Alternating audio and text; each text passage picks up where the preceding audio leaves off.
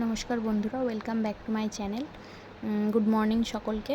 প্রথমেই বলি, আজকে আমি সারাদিন বাড়িতে কি কাজ করি সেটাই তোমাদের সাথে শেয়ার করব। তো আমি কোনো দিন ব্লগ করিনি, ফার্স্ট টাইম করছি। যদি কোনো ভুল হয়ে যায় সকলে একটু মানিয়ে নিও।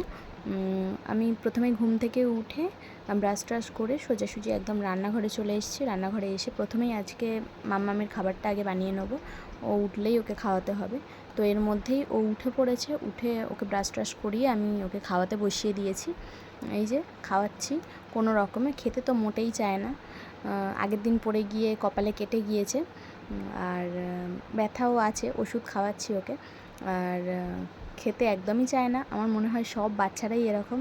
আমরা মায়েরা কোনো রকমে জোর জার করে ওকে খাওয়ানো হয়, তারপরেই ওকে খাইয়ে দেয়। আমি কাজে হাত দিয়ে দিয়েছি, কারণ রান্না বসাতে হবে। রান্নাঘরটা আগে পরিষ্কার করে নিচ্ছি। রান্নাঘরটা পরিষ্কার করার পরেই আমি একদম ঘরে চলে যাব। ঘরে ও ঘুমাচ্ছিল, বিছানা টিছানা পড়েছিল, সেগুলো পরিষ্কার করছি।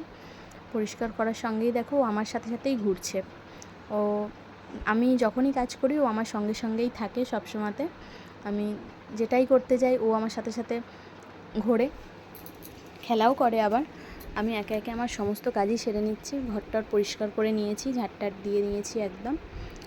মোছার ঘরদর মুছেও নিয়েছি, সেটা আমি ভিডিও করতে পারিনি। তো এরপরে এগুলো সব শেষ করার পরে আমি একদম সোজাসুজি রান্নাঘরে আবার চলে যাব। গিয়ে সেখানে রান্না বসিয়ে দিয়েছি। একদিকে ভাত হচ্ছে আর একদিকে আমি বেগুন ভাজা বসিয়ে দিয়েছি। আজ বেগুন ভাজা আর চিংড়ি মাছ পটলের তরকারি করব।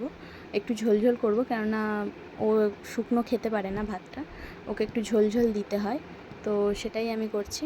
প্রথমেই চিংড়ি মাছগুলোকে এই যে ভেজে নিচ্ছি।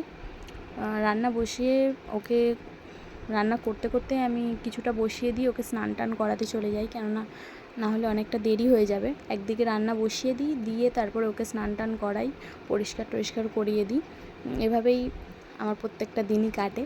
তো আমি এখানে তরকারিটা বসিয়ে দিচ্ছি। আর তরকারি বসাচ্ছি, দেখো ও এদিকে তেজপাতা আর চিনি একসঙ্গে মিশিয়ে দিয়েছে, নানা রকমভাবে দুষ্টুমি করতে থাকে। এদিকে আমি স্নান টান করিয়ে নিয়েছি, আবার করে নিয়ে এবার ঠাকুরের ভোগ টোগ দিয়ে নিয়েছি। এবার আমরা দুজনে একসঙ্গে খাবো। তো আমার ভিডিওটা কেমন লাগলো সকলে কমেন্ট করে